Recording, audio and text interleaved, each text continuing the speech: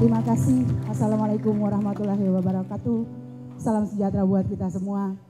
Selamat siang. Saya Dr. Juliana dari Maluku Tenggara Barat.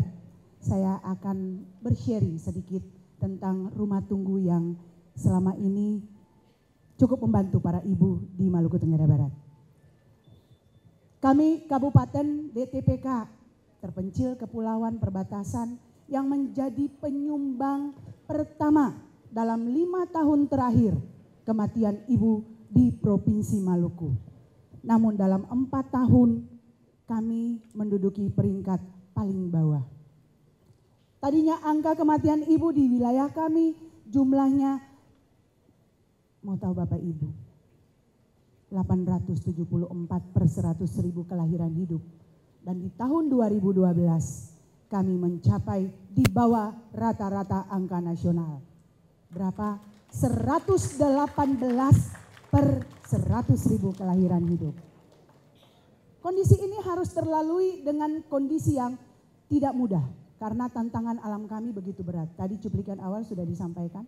Banyak kali ibu memilih mati karena tidak punya biaya, akses terlalu berat. Bahkan tenaga kesehatan kami, Ibu Nel, sempat terapung-apung 16 hari. Karena apa? Mau melakukan pelayanan, bidan senior ini mau melakukan pelayanan, harus hanyut sampai di perbatasan PNG. Tetapi apakah itu harus menjadi tantangan? Kemudian sarana prasarana yang kurang, tenaga bidan dan tenaga perawat yang kurang dalam hal kuantitas maupun kualitas. Kemudian begitu banyak hal sosial budaya yang ikut menghambat. Pemali-pemali di lingkungan masyarakat harus menghambat dan membuat ibu terpaksa memilih meninggal di wilayahnya. Apakah kita harus menyerah? Tidak pernah ada kata menyerah.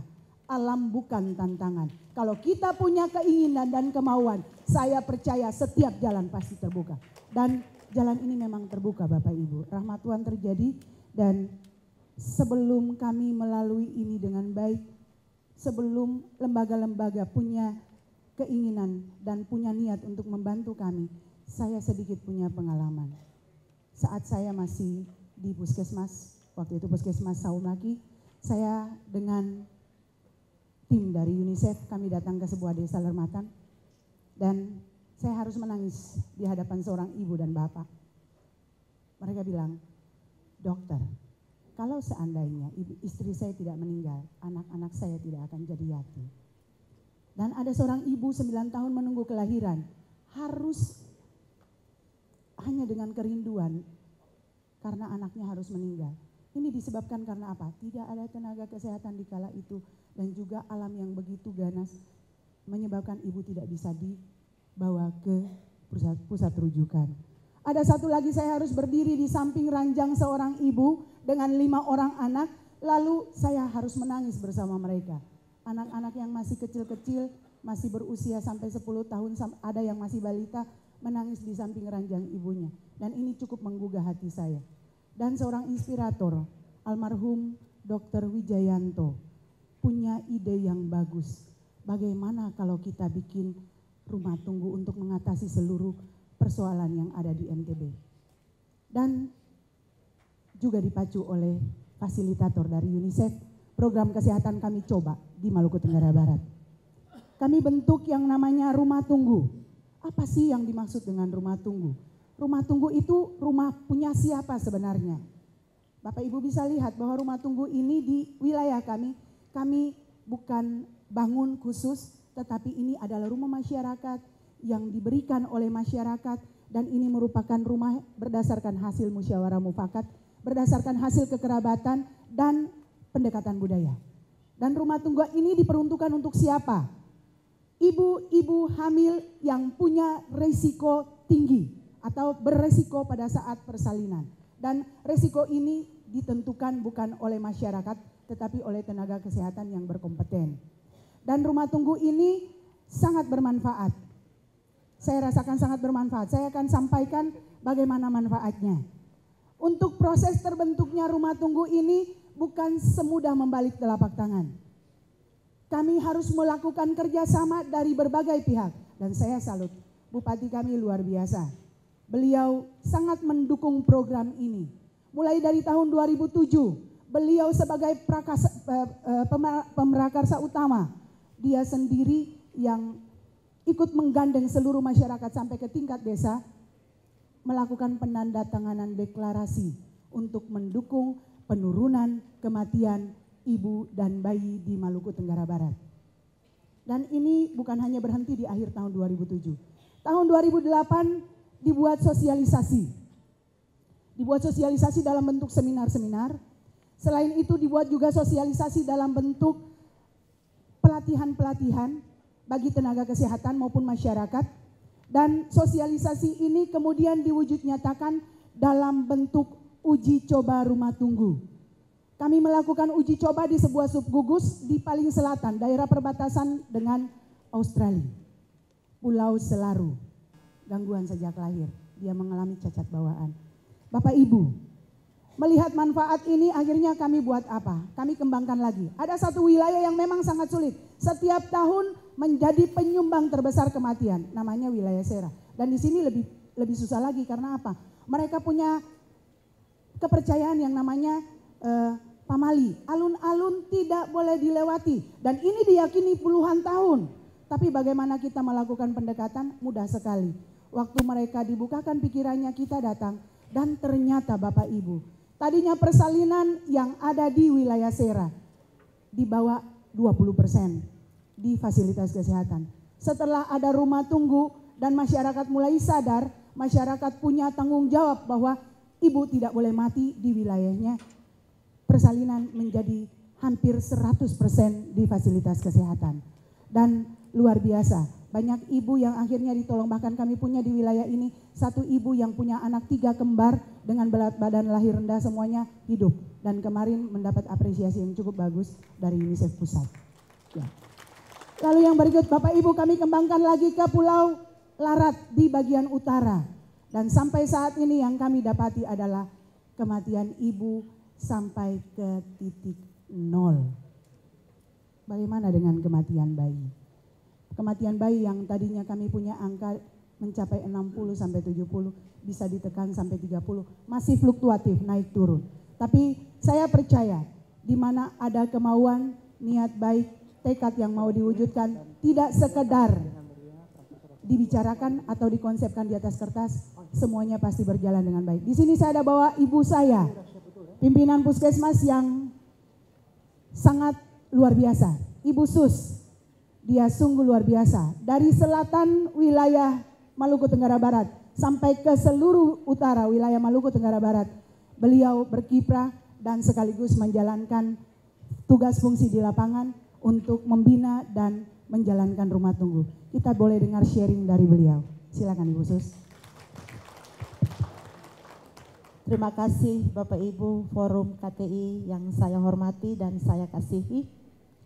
Hari ini saya sungguh bersuka cita ketika saya diundang di tempat ini untuk menceritakan tentang pengalaman dan keberhasilan saya dalam menjalankan konsep rumah tunggu yang pertama kali pada Kecamatan Selaru. Bapak Ibu, Kecamatan Selaru adalah kecamatan yang jauh terpencil, Bapak Ibu. Saya bandingkan kalau Bapak Ibu yang hadir di tempat ini tidak bisa menelusuri kecamatan yang jauh, yang sangat terpencil, tapi saya siap untuk menjalankan tanggung jawab ini. Bapak Ibu, Kecamatan Selaru berdekatan dengan kawasan Australia. Bapak Ibu coba bayangkan saja, berdekatan dengan kawasan Australia. Saya dipercayakan oleh pemerintah daerah Maluku Tenggara Barat untuk pertama kali menjalankan rumah tunggu pada Kecamatan Selaru. Bapak Ibu, Kecamatan Selaru masyarakat pada umumnya tinggal di kebun-kebun atau pemukiman-pemukiman, kalau bahasa daerah bilang nyafar-nyafar. Tapi saya sebagai pimpinan puskesmas dengan staf saya langsung turun ke kebun-kebun untuk mendata dan mendeteksi semua ibu hamil.